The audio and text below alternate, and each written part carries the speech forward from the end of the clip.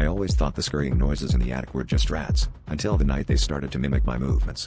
It was a weeknight like any other, and I was curled up on the couch, binge-watching late-night shows, when I heard the familiar patter of tiny feet. It started above the living room and followed me as I moved to the kitchen for a snack.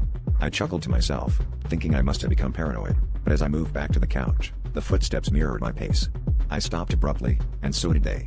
My heart pounded in my chest as a cold realization spread through me: something was listening.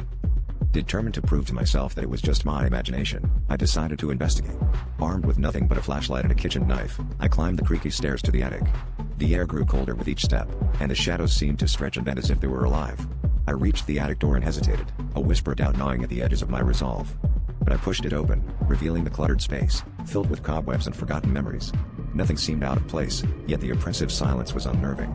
I turned to leave, and that's when I heard it, a soft, deliberate step behind me. I spun around, my flashlight beam slicing through the darkness, landing on an old, dust-covered mirror. But the reflection didn't match the room.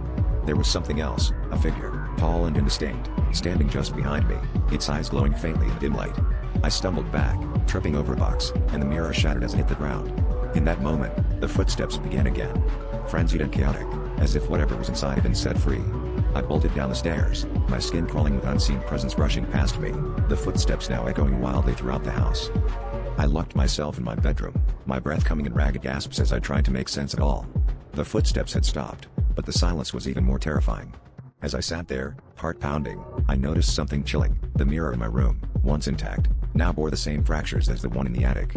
I reached for my phone, desperate to call for help, but before I could dial, a message appeared on the screen from an unknown number: "I'm with you now." The footsteps resumed, closer this time, and I realized with dawning horror that they would never leave me.